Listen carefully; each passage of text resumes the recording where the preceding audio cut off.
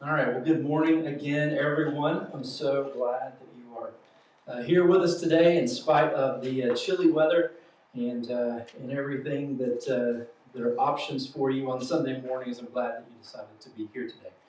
And so, again, I want to remind those of you who are in the room that we are hopefully live broadcasting. And so if I welcome people online or speak to people online, don't think I'm crazy and losing my mind. We're trying to engage as many people as possible through all means possible. So anyway, so if you're watching online, good morning and welcome. Glad that you're here.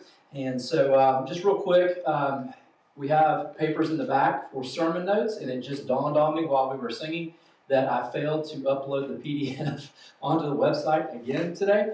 But usually those things are available on the website on the download page. And again, it's not there right now for today, but I will have that online shortly. So if I wasn't using everything here, then I could do it right now, but whatever. That's just how it is in my life, right? So anyway, today we're going to be kicking off this new series, and it's miracles, and again, we're kind of sort of progressing through some things, right, that we've been talking about over the last few weeks, but today we're digging in on miracles. Nothing is impossible. Nothing is impossible. So those who are believers, who understand that God exists, then, if an all-powerful, all-knowing God exists, then miracles are possible. Nothing is impossible for him, right? And so that's what we're going to be talking about here over the next several weeks. We're going to look at several miracles that are found in the Bible and see what they reveal to us about God, what they reveal to us about Jesus, what they reveal to us about humanity, and so forth. And so, we're gonna kind of dig into a lot of good stuff here over the next several weeks. So I'm excited about it. I hope you guys are excited about it, and I want you to continue to engage in this and everything. And so maybe you're thinking, as we're looking at this, why miracles? Why on earth would we talk about miracles? Why on earth would we engage in trying to understand the point of miracles? Why would we want to even try to talk to somebody about miracles, right? And so, there's a great reason for this, and we're going to kind of get to that a little bit here today. We're sort of doing an overview today, and then in the next few weeks we're going to look at specific miracles. But let's go ahead and, again, like I said, we've been working through the classical apologetic, and so we've already kind of walked through the God exists thing, right?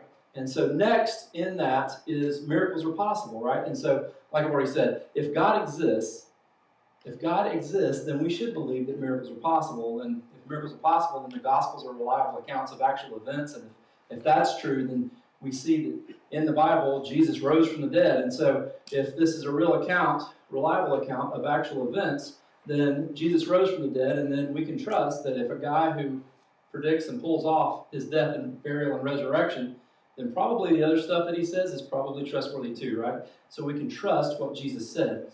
And so as we're kind of getting into this stuff, as we're talking to people, as we're sort of engaging, maybe in conversation with atheists, maybe they're not atheists, maybe they're just non-believers who live, work, or play close to us. They're close to us, but they're far from God. As we're engaging in conversation, hopefully, the conversations are going and you're kind of explaining that God does exist. Well, I can tell you that before too long, it's gonna lead to the miracles conversation, right? And so when we're talking to people, we need to get them to the point of God exists.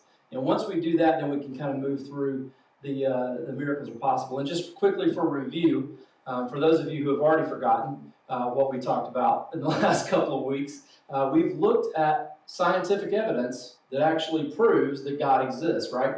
Or at least it doesn't disprove, it doesn't debunk the Bible, right? And that's honestly like when we start talking to people who are atheists, who don't have faith yet, who aren't believers, they're automatically going to be skeptical of the Bible. And they're automatically going to be skeptical of the church. And, for you to say, well, I know God exists because the Bible says so, or because my pastor said so, or my Sunday school teacher, or my mama, those things don't count.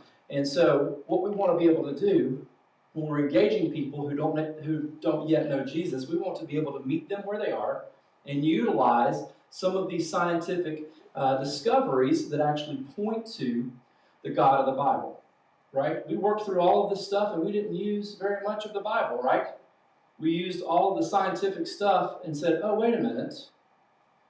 We find that in the Bible, right? The Bible actually supports what we see in science. And so as we're kind of going through this, hopefully you're able to remember and retain some of this stuff and sort of have it in your toolbox so that when you're engaging people, you can say, hey, look, there is actually a timeless, spaceless, immaterial, extremely powerful, all-knowing, intelligent, designing, wanting a relationship with us, personal God that exists. And once you get into all of that stuff, then you're going to start working through some of these other steps in the classical apologetic. And so, through all of this stuff, as we're kind of engaging in miracles like we've been doing before, we want this to work on our ABCs. We want to be able to answer doubts because we all have them, right? We all have doubts about stuff that we experience in life, things that we've learned, that we've read in the Bible, things that we've been taught over the years by our parents or in church. And so we have doubts, and we want to answer those doubts. And we're wanting to build confidence because we all need it, right?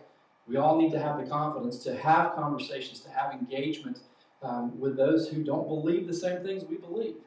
And so we're hoping that through this whole process, we're going to build some confidence so that we can engage conversations. And then finally, we want to be able to, we want to see this thing change lives because that's what the gospel does, right? At the end of the day, that's what the gospel does, is it changes lives. And so hopefully through this study that we've just finished up, and the one we're kind of picking up on here today, it'll actually change us a little bit.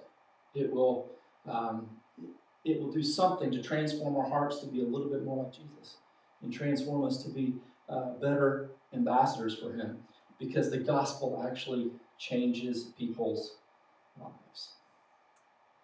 So remember, as we're engaging in this, there are two questions. All right, so if you start talking to people and you think, okay, maybe I need to be engaging this person with the gospel, maybe I need to dive deeper with them, there's two questions that you can ask. And the first one is, if I ask you a serious question, will you give me a brutally honest answer? All right, and so hopefully they're going to say yes to that. And of course, we talked about this before, but maybe there's a caveat, like I'm not giving you my social security number, something crazy like that. But if I ask you a serious question, will you give me a brutally honest answer? If they say yes, then you can pose this question to them. If I can prove Christianity is true, will you become a Christian? Now, for some folks, they're immediately and emphatically going to say no. They're going to say no, and why? Like we saw last week with the moral argument. Because I want to live my life. I want to live the way I want to live. And so they're just going to push it off because they don't want to have God coming into their life with his morality and his rules and all the stuff that comes with it, right? For some people, they might say no because they have a hurt. They have an emotional hurt that they need to heal from, right? And so maybe they've prayed desperately for a parent not to die or for something in life to happen, and they feel like God just didn't give them what they were asking for. And so maybe they've been hurt by that. Maybe a Christian happened to them, right? Maybe somebody who claims to be a Christian, a follower of Jesus, had a bad attitude and pushed them away from Christianity. So there's a hurt there. So there's several reasons why somebody might say no, right? The thing is you've got to kind of be sensitive to the Spirit's prompting, and you've got to be willing to ask even more questions. Okay, well, why would you say no? Why would you say no? And if you follow up with some more questions with this, hopefully you can get to the root of the reason for the no and help pre-evangelize, help love them, help them move through some of their misguided teachings, maybe help them recover from a bad Christian happening to them, help them to see that God's not a genie in a bottle, that you can rub a lamp and make a wish and he grants everything to you. Whatever it is, if there's a no, then you need to be sensitive to some next steps that you can take there. But if it's a yes, then you're going to be engaging with them and you're going to be sharing stories from your life. You're going to be sharing things that you have experienced personally. And it might be that you're engaging in some of this scientific stuff that we've talked about. Maybe you're going to engage in some other stuff. And that's one of the reasons we're going to dig into miracles, because when I've talked to non-believers, and especially people who are really truly skeptical of Christianity, they start coming up with questions about miracles, right? And a lot of those questions look something like this. Do you really believe that there was a great flood and that God told a guy to go build a boat and put 2 of every animal on it? Do you really think that happened? Why do you believe that? What evidence do you have? Do you really believe that a guy was swallowed up by a big fish and lived to tell the tale?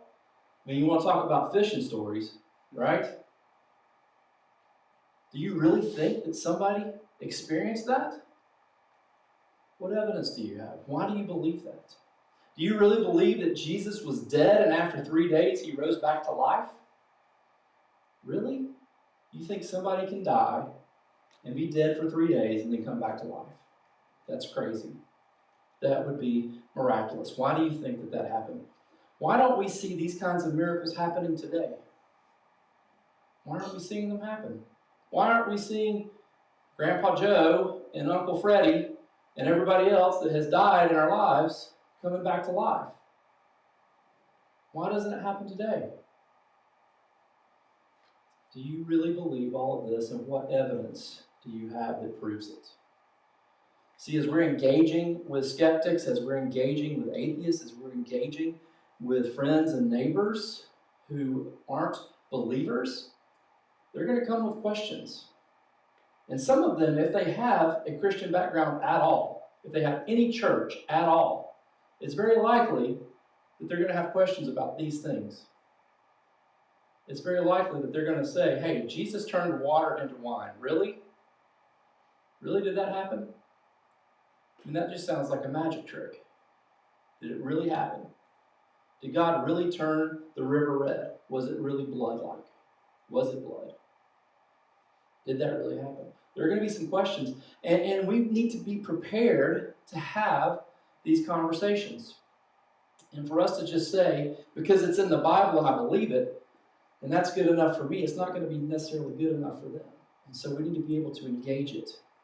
And as we kind of talk about this stuff, I want to let you know, I don't doubt the Bible. I don't question its authority or infallibility. But I do think that too many times we actually idolize the Bible more than we do Jesus. And sometimes we can put the Bible on a pedestal and worship the Bible and not actually worship Jesus.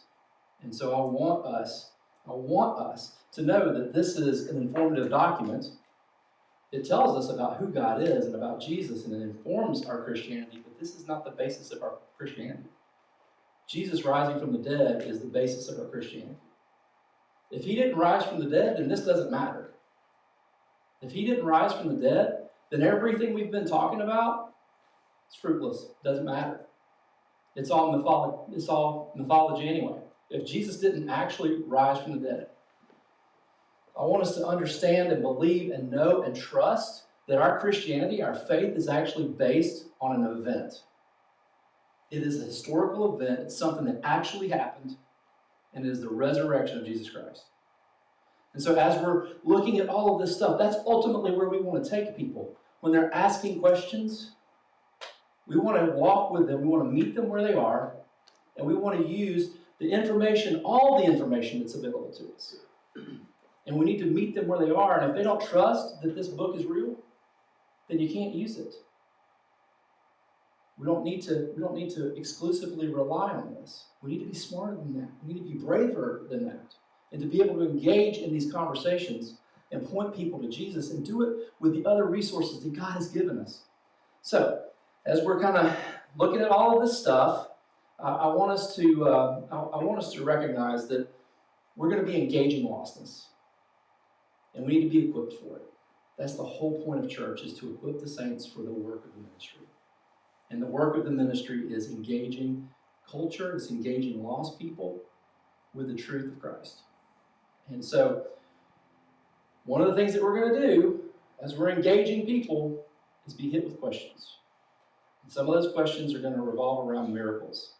And so we need to be able to address miracles. We need to be prepared to speak to the miracles. And we need to start with the foundation that God exists so that we can dig in to the rest of this. Now, as we kind of go through this, I want us to recognize miracles, what we're kind of talking about as they're defined. And so a miracle is something which would never have happened had nature, as it were, been left to its own devices. Now, this is a quote from atheist Antony Flew, who died in 2010. He didn't believe. He didn't believe that God was real for most of his life. He thought that the natural laws were at play. He thought that he thought that everything, I mean, that's his statement, had nature, right? Natural laws, had nature just run its course. Had nature just run its course, then there wouldn't be a miracle. But he's saying a miracle is something which would never have happened had nature, as it were, been left to its own devices. He's saying that there's something supernatural. Now, he died in 2010. Late in his life, he actually became a Christian, or he didn't become a Christian, he actually moved from atheism to theism. I don't know that he actually became a Christian, but he moved from believing that there was no God to believing that there is a God. He saw intelligent design. He saw a lot of the stuff that we've been looking at over the last several weeks, and he came to the conclusion that there is a God. That there is a God. Now, like I said, I don't know if he became a Christian before he died, but looking at the evidence that we've been looking at led him to say, okay, there is a God. There is something out there. That's what I'm hoping that we're equipped to do. Miracle 2 definition is a miracle is an act of God to confirm the word of God through a messenger of God. It is an act of God to confirm the word of God through a messenger of God. And most simply stated, and as we kind of go through things, we can just say that it's a rare occurrence or event, right? You don't say, it's a miracle, Burger King is open today. Right? You don't say, it's a miracle, Chick-fil-A is serving chicken sandwiches. Right? That's not a miracle. If it's a miracle, it would be Chick-fil-A is open on a Sunday. It's a miracle. We're going after church, right? It's a rare event. It doesn't occur very often.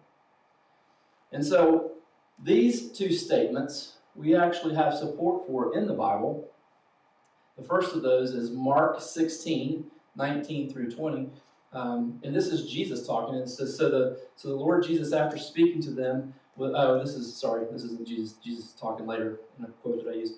So the Lord Jesus, after speaking to them, was taken up into heaven and sat down at the right hand of God. And they went out, they being the disciples, went out and preached everywhere, while the Lord worked with them and confirmed the word by the accompanying signs. So Jesus left his disciples. This is after the resurrection. He'd been with them, been hanging out with them. He'd been seen by 500 people and more.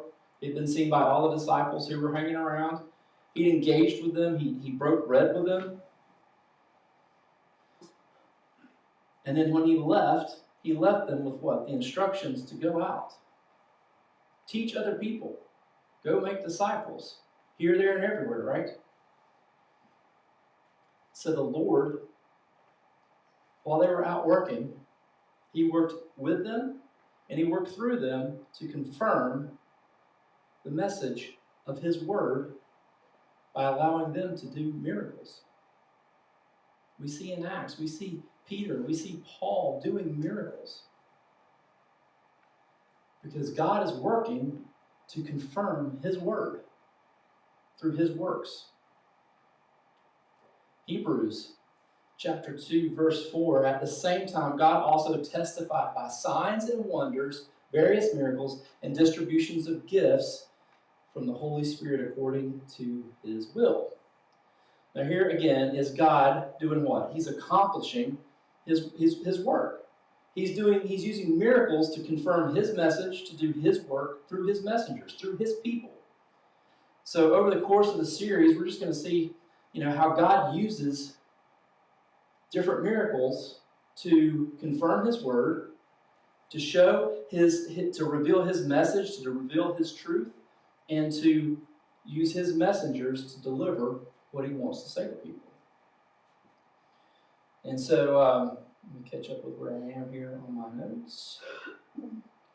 All right, so as we're kind of digging into miracles, as we're looking at this, we're going to kind of push up against some stuff, right? There are going to be arguments against miracles. Now, much like the moral law conversation that we had last week, this is more of a philosophical thing. This is more of a thinking game. And so the big pushbacks that we have, the biggest ones that have had a very big impact on the world around the people who made these statements, they come from these big philosophers. And so we're going to take a look at two guys today, and we're going to see a couple of arguments that they made. The first guy is Benedict Spinoza, and he was a philosopher who doubted the reliability and possibility of miracles. And he stirred the pot back in the 60s, right? The 1660s and 70s, because he lived a long time ago, right? A long time ago. And he had these doubts, and he raised some questions about miracles and the validity of miracles. And his position was that natural laws are immutable. Natural laws can't be overpowered. They're immutable and can't be overpowered. He believed that miracles were impossible because of the existence of natural laws, right? Natural laws exist. We can't overpower natural laws because they just naturally exist. There's no rhyme or reason to them. It's part of God's creation, right? They're natural laws, and they can't be overpowered. They're immutable. And so his logical statement, if we were to work this out, like we've been looking at some other statements here recently, is miracles are violations of natural laws. Natural laws are immutable, so therefore, it is impossible to violate immutable laws, therefore miracles are impossible. I mean, this is his logical argument. So what are the natural laws? We looked at natural laws when we were looking at the other arguments, right? And so those are strong nuclear forces, weak nuclear forces, magnetism, and gravity, right? Those are the big ones that we've talked about. Those are natural laws. So, can they be overpowered? Anybody ever thrown anything? Did it fly through the air, or did it immediately leave your hand and go to the ground? You ever flown on a plane? Did it actually get off the ground, or did you just end up riding the plane like a car? Natural law has been broken. Gravity has been broken because intelligent beings, humans, have engaged it. Humans have engaged it. The whole argument is flawed because we see the overpowering of natural forces all the time. And if humans can throw a ball across a room, if humans can create a device, a mechanism that takes us off of the ground and flies us around the world, then what can a supernatural, all-powerful being do? I mean, you would think, logically, that if we humans, with limited strength and limited power, can jump more than an inch off the ground, that an immeasurable, timeless, all-powerful God. Let's not even call him God. Let's just say a being, right? Because we're still not there yet, maybe. An all-powerful being could do something even greater, right? So his whole philosophy, his whole idea of natural laws being superior to everything else that exists in the universe is flawed. This whole thing is false, right? It can't be true because it's false. But the next guy, he took things a little bit further, and maybe you've heard me mention David Hume in here before. He was a great skeptic. Actually, if you Google him, you will see that skepticism is like one of the big things that he's credited for. I don't know if he invented skepticism, not really. But he was a huge skeptic. He questioned everything. He doubted everything. And he was a philosopher, and again, he's an old dude, 1711 to 1776. He started asking questions, and his approach, much like Spinoza's, was from a naturalist viewpoint, right? It was a naturalist viewpoint. That's what most atheists and people who don't really believe that there's a God, they believe in natural law. They believe that things naturally occur without any intelligent design behind them. So he believed that miracles were impossible. He believed that they're not credible because they're rare occurrences. So Hume put it out there that miracles are not credible because they're just rare events. They happen rarely. So therefore, they can't be credible. He's saying that he doesn't believe that miracles are possible, that they're credible, because he doesn't experience them all the time. Or he didn't experience them all the time. He's skeptical of all the things in life that has happened only once. Right? He's skeptical of it. He doesn't find these things credible or trustworthy or reliable because they're unrepeated events. And so, again, as we're engaging with people, we're going to hear some of this, right? Well, it's not really possible for that. You shouldn't believe in that because it only happened one time.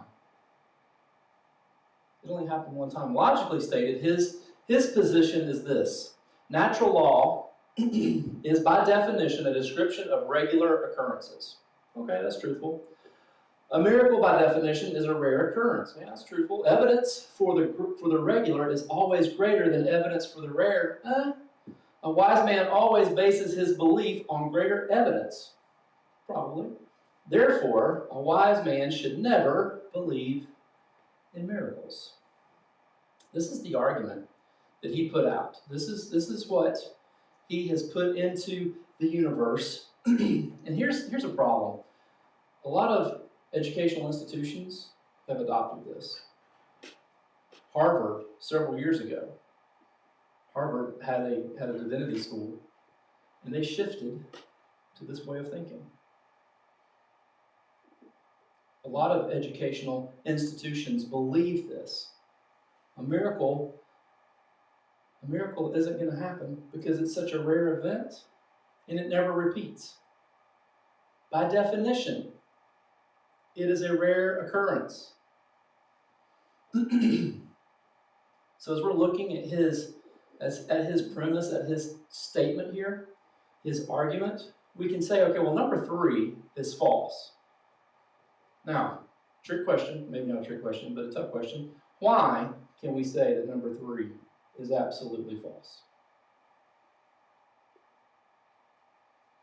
Because he says always.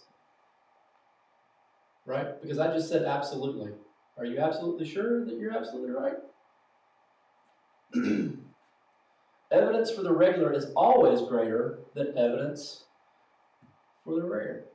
So, for those of you who care about football, let's think about it this way.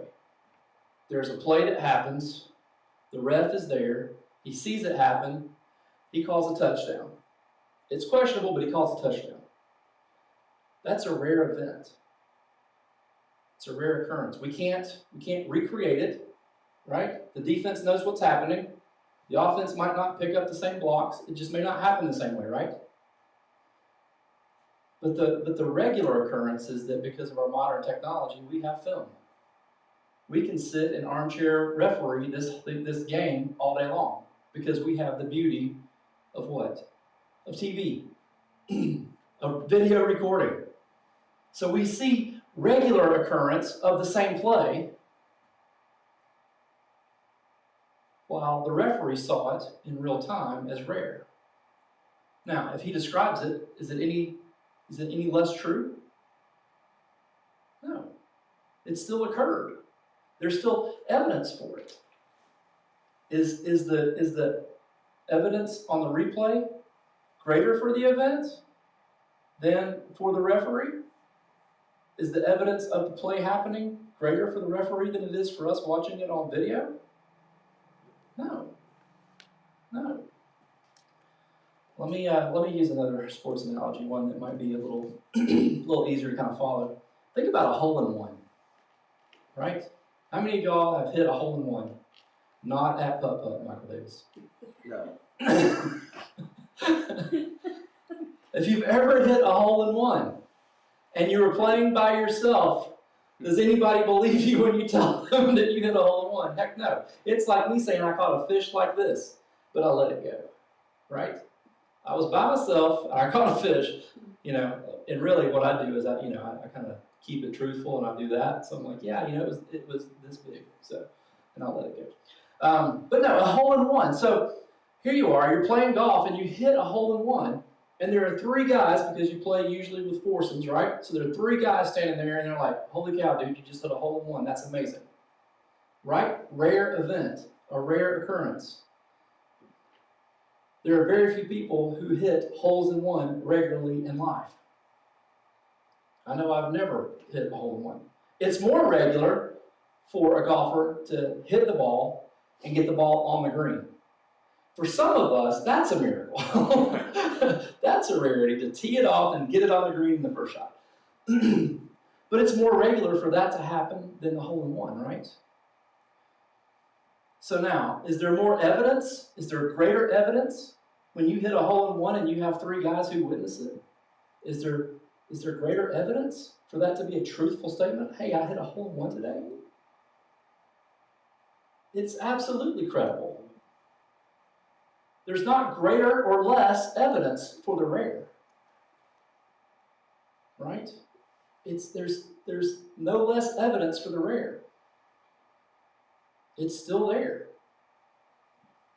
So always, always, evidence for the regular is greater than the evidence for the rare. It just doesn't work out.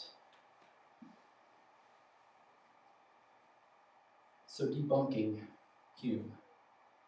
So not only can we use that hole-in-one example to kind of argue against Hume's logic and his statement, his argument here, we're going to look at a few different things that we can do to debunk Hume. And so the first thing is, and by the way, when we're looking at arguments like this, if we can only come up with one credible, plausible counterexample that defeats the logic of the statement, then it's defeated, right? It only takes one. You only have to have one counterexample to squash the plausibility of the statement. And so we have several. We're going to talk about 4 of these things here today, I think. So anyway, so we're looking at the origin of the universe only happened once.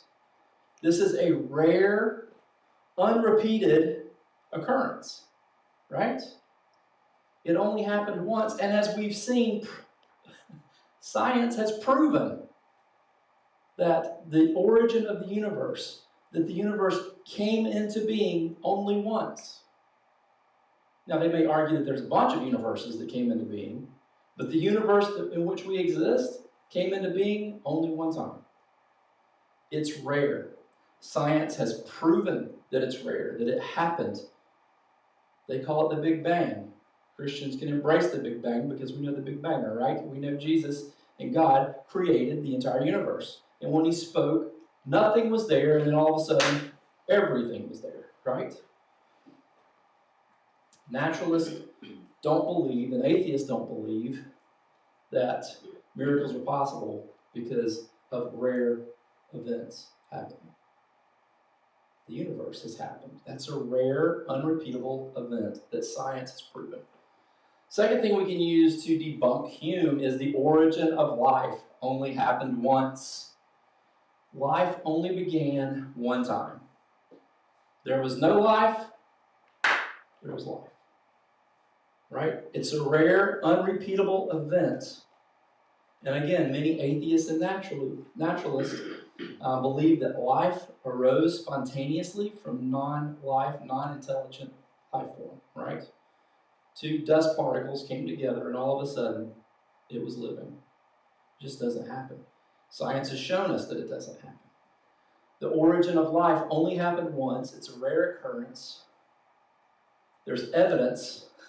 There's evidence of a rare occurrence. Anyway. Number 3, the origin of new life forms only happened once. The origin of new life forms only happened once. Now, again, this is a rare, unrepeated event that happened, right? Does it make sense that because it only happened once, there's less or more evidence that it's greater to believe that it did or didn't happen? Right? Does it dispute, does it squash the idea of miracles being possible? Just because it was a rare occurrence, a rare event? Again, atheists, naturalists will believe that, that it happened through macroevolution, yet nobody witnessed it, and there's no evidence for it. And so their whole thing, they're saying miracles are impossible because there's not evidence for it, and yet everything they believe is based on stuff that there's not evidence for. So, what gives in that? It's self-defeating. It's self-defeating. New life forms, fruit flies will always be fruit flies, as mutant as they may be. Right? We don't get a new life form out of it. Number 4, the history of the world is comprised of rare events. History of the world is comprised of rare events. So George Washington crossing the Delaware in the Revolutionary War in 1776 was a one-time rare event. Do we trust that it happened? Right? It's a rare event. There's a little bit of evidence, right? Is there evidence greater that he didn't or greater that he did? Even though it was a rare event, it happened once, right? The birth of any human. That is a rare event. I don't know about you guys, but I only came out of the womb one time, right? Anybody come out of the womb twice? Anybody? No?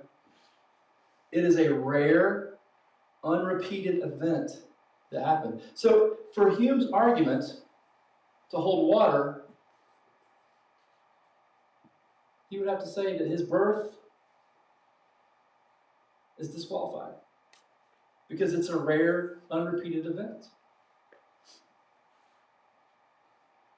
The educational institutions who follow Hume's logic in today's culture should really kind of be embarrassed, because as we have seen, modern science has actually pointed us away from evolution and Darwinism and naturalism with regular evidence saying that each of these things is false.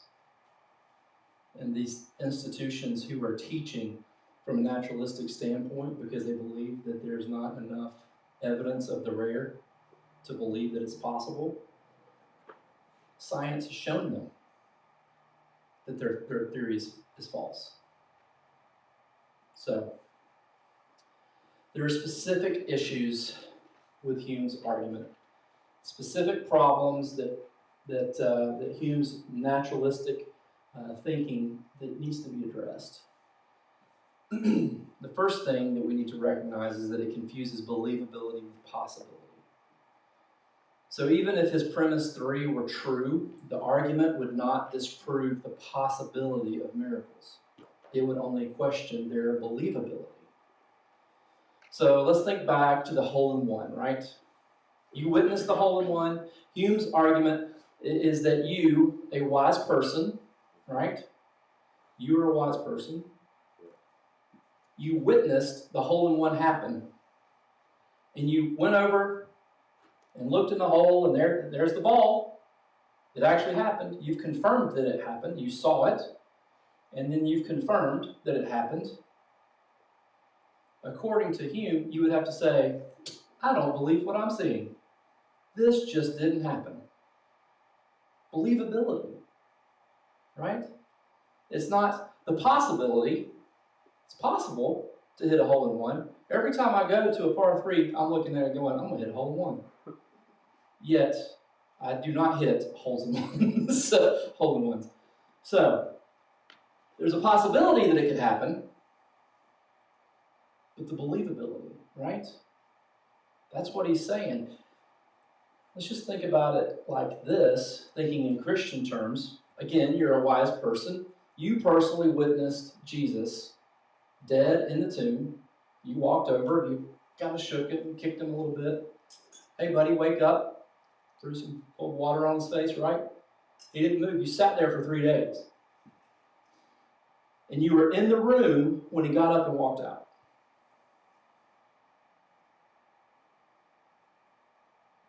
As a wise person, you should look at all that and say, wow, that really just happened.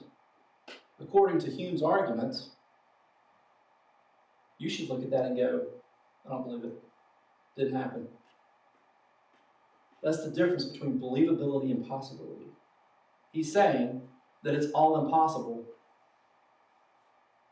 He's saying that you shouldn't believe it at all. There's a problem with any argument that should tell you that you should disbelieve what you have verified to be true. Right? If you have verified that it's truth, don't believe it. That's his argument. The second specific problem with Hume's naturalistic thinking is that it confuses probability with the evidence. It confuses probability with the evidence. He doesn't weigh the evidence for each rare event. Rather, he adds evidence for all regular events and suggests that this somehow makes all rare events unworthy of belief. This is flawed reasoning. It's flawed also. It's flawed reasoning as well, because there are many improbable or rare events in life that we believe when we have good evidence for them. And again, a hole-in-one. It's a rare event, but it was witnessed, so it should be believed, right?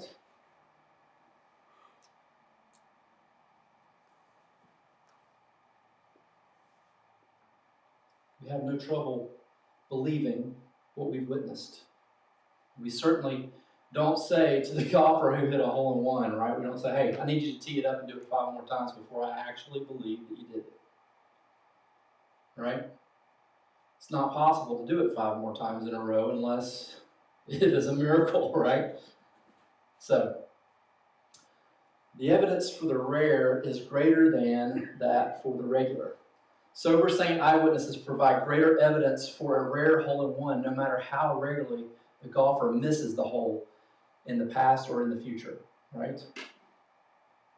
So the issue is not whether an event is regular or rare. The issue is whether we have good evidence for the event. And we must weigh the evidence for the event in question, not add evidence for all previous events. At the end of his argument, basically what Hume is arguing for is that he wants the rare events to not be rare events. He wants them to be regular. He wants them to be repeated. And in doing that, in becoming a regularly reoccurring thing, it's no longer seen as a miracle, right? Right? It's no longer seen as a miracle. It just becomes another regular event. So, we've covered a lot of ground so far. We've got a few more things we need to cover real quick, and we're going to kind of wrap this up. But there's 6 different categories of unusual events. 6 different categories of unusual events. So we're going to start with the one that we're talking about, which is a miracle. And so the miracle is an act of God, powerful, intelligently designed, morally good. So when we see a miracle happen, we can know that it's a miracle because it's an act of God, it's powerful, it's intelligently designed, it's morally good. So this criteria, and we've already kind of looked at the criteria for measuring this, is the cosmological argument. It's an instantaneous beginning or a powerful act as evidenced, again, by the cosmological argument, right? It was a big, powerful event, an act of God, powerful event that occurred. We also saw in the teleological argument the intelligent design. It was put together for a purpose. It's purposeful, right? Everything was created to support life, and then complex life was put into the environment. An act of God that's powerful and intelligently designed. It's a miracle. And then it's going to promote moral or good behavior. And again, we looked at the moral law, right? It's an unchanging law because it comes from an unchanging God. So a miracle that is an act of God is never going to promote an error. It's never going to promote evil, right? Because it can't go against God's nature. And God's nature is good. It's moral. Sorry,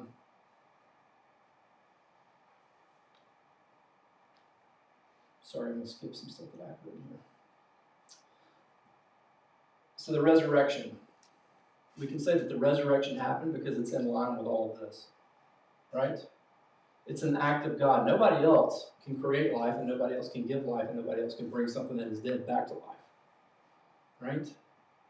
It's powerful. It's intelligently designed. There's a reason behind it. There was a purpose behind it. It's God raising his son, who claimed to be God and claimed to be the Savior, morally good, back to life. It was part of his bigger story of reconciling humanity and all of creation back to himself. So a miracle can be identified as an act of God, powerful, intelligently designed, and morally good. It's going to have God's fingerprints all over it. The next thing we need to recognize, it's not really a miracle, but it has God's activity in it, is providence. And those providential events are caused or guided by God indirectly. So, some of you guys may be thinking, okay, well, it's a miracle that I met my spouse. Right? That's not a miracle. It's not a miracle. They're miraculous, but it's not a miracle. It's providence. God has guided you to be at the escalator at the same time. Right? God has guided you to be wherever you were when you met your spouse. Right? It's not a miracle. Right? He didn't overcome all the powers of nature and everything else to make it happen. Now, it might be a miracle that you're still married. You know, I know it's a miracle that she's still with me. The actual finding your mate is not a miracle. It's providence. God caused it. He guided you to come together, to be unified as one body, to have your family. These are providential things. God's hand is in it, but he didn't force it all to happen. Now, providence, God can use the created world around us as part of his providence, right? An example that's frequently given is the fog at Normandy, right? It's not a miracle that there was fog.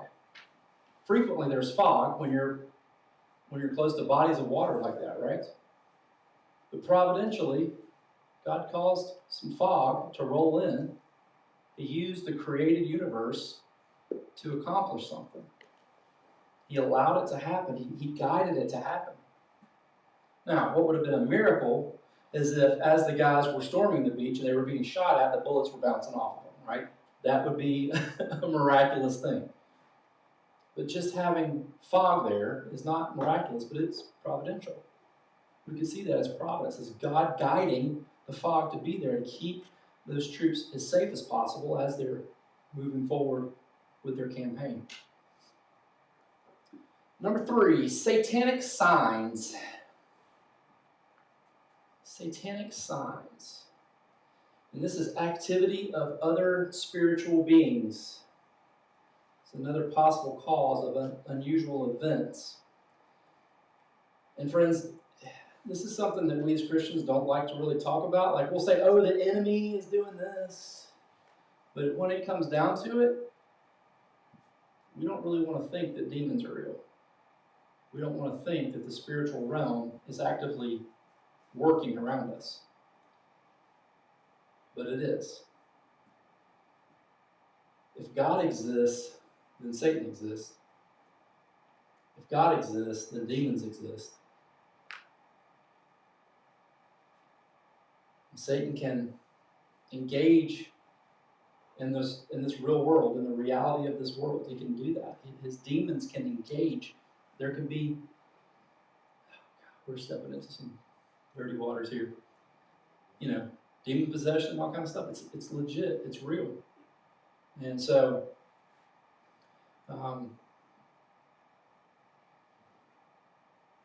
evil basically is a parasite on the back of good. Satanic and evil signs, they're not at the hand of God. They're being used by the devil and by his demons. And we saw in the miracle statement that it's an act of God, is all-powerful. It's morally good. It's intelligent. Right? And a lot of times what we see in satanic signs, we see confusion. We see evil. Right? We see things that glorify the person. Miracles glorify God. Right? They magnify God. The satanic stuff, these signs, they don't actually point to God. They point to the person. They point to evil. They point to error. And we know that these things are not of God. And we know that they're actually real. We have some evidence here. Jesus, this is where I was thinking we were earlier. Jesus said this, "For false messiahs and false prophets will arise and perform great signs and wonders to lead astray, if possible, even the elect." Satan's going to use all of his tricks. He's going to let his demons roam around free and allow some folks to do some crazy things. But as we start looking at them and we start weighing them, are they actually of God or are they not of God? So we will see satanic signs, and these things, Jesus tells us, signs and wonders are going to happen, and it's going to be an attempt to lead us astray, to pull the wool over our eyes, to give us a false truth, right? So when we see this stuff, we need to recognize that it's not God at work. I would encourage you to maybe take a picture of this. This is the divine miracle versus satanic sign. And you can see the stuff that we've sort of kind of hit on here with this. But the bottom line is the divine miracle is an actual supernatural act under God's control. It's never associated with evil. It's connected to God, and ultimately it glorifies the Creator. And everything on the satanic side is just the opposite. It's just the opposite. God's miraculous activity or demonic or satanic activity look very different. At first glance, they may seem similar. They may seem like they're the same thing. But once you dive into it, there is a huge difference between them. Number 4, psychosomatic. This is a psychological, unusual event. This is basically mind over matter. So have you ever seen dust on the floor? Like you've seen a little dust bunny on the floor and your nose just kind of starts itching a little bit and you're like, right? Or maybe you're like my wife and hyper allergic to cats. Sometimes she can see a cat and she's like, You know, like, it's not often, but you've done it once or twice. Just roll with me on the example, please. Anyway, maybe you see a cat, maybe there's something that you're highly allergic to, you see them, and all of a sudden you start having the symptoms, right? There's no way that you've come in contact with the allergen, there's no way that you've come in contact with whatever you're going to have a response to, but yet you start thinking that you're having these things, right? That's psychosomatic. It's basically your mind going ahead and triggering your body, telling you that we need to respond to this. Now, you know, allergies are real things. I'm not trying to say that they're just mental and you need to, you know, use your mind over the matter of that. But there are certain things that people have actually documented that have been either built up in their mind, right? What's the illness? There's the where you think that you're actually sick and you're not. You can think yourself into being sick. Hypochondriac. Yeah, hypochondriac. Thank you. You know, so there's stuff like that, right? But then there's also plenty of illnesses that you can't overcome with just your mind. You can't think yourself well in these situations. But there are plenty of documented cases of people who have had illnesses that they have overcome through just working their mind. Norman Cousins is an author. He wrote a book called Anatomy of an Illness. And he describes in great detail how he literally laughed himself well from cancer. And I mean, again, this is an easily accessible book if you want to go check it out. But it was the mental stress that was bringing things on him that was causing some weirdness in his body. And he literally started laughing, and it made him better. It made him better. And so, psychosomatic. This is one of those things, again, rare, right? But there's evidence for it.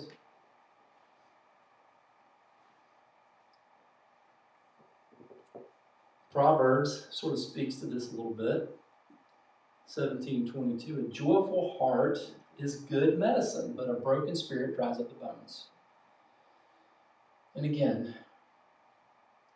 our mental, the way we think, the things that we say to ourselves, I mean, those are psychosomatic things. And this is what this proverb is saying. It's a joyful heart. To keep your thoughts and your minds focused on the right things. Because it can actually have an impact on your body. We've talked about that before, right? We've talked about how keeping your mind focused on the things of God will keep you out of certain trouble, right? So psychosomatic. There are certain things that if we allow our mind to take us down a rabbit hole, it can impact us. It can impact our health. We can start thinking that, hey, I feel crummy. It can impact us in crazy, dramatic ways. The bottom line is that psychosomatic cures are psychological. They're not supernatural in nature. And there's evidence that the mind can have a limited but significant impact on the body. And they're not to be confused with miracles. Number 5, magic. Magic, I'm going to pull a rabbit out of the hat, right? Turn the hat upside down, it's empty, I reach in, wham, there's a rabbit. Where'd that come from? It's magic. That is not a miracle, right? It's an illusion or a clever trick. Somebody can make an elephant disappear. They can make you always pick the ace of spades every single time. It's a clever trick. It's not a miracle. Let's not confuse this unusual event as a miracle, but recognize it as magic. And then we have anomalies. Anomalies are unexplained freaks of nature. Okay, so prime example for this is bumblebees. At one point in time, scientists didn't understand how bumblebees could fly. And if you've ever looked at a bumblebee, you would understand why they were confused by why this bug can fly. Because they have a body that's like this big, and then they have these little tiny wings, right? They're like this big. And logically, it doesn't make sense that something with wings this big and a body this big should fly.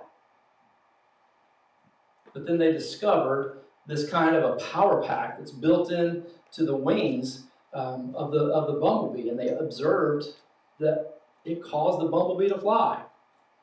And so this is an anomaly. This doesn't make sense. It's unexplained. If you stick those wings on a grasshopper who can fly a little bit, it wouldn't fly at all, right? If you stick those little wings on some other bigger insect, then it wouldn't work. But the bumblebee has this power pack, and it works. So a skeptic might ask, so why couldn't the resurrection of Jesus be considered an anomaly? The short answer is because the resurrection was predicted.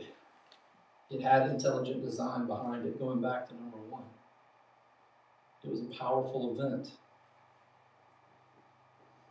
It had intelligent design. It had the truth of God behind it. It was predicted. Jesus predicted it. The prophets predicted it thousands of years before Jesus came on the scene. It was predicted that he would come on the scene and be dead and buried and be resurrected to life.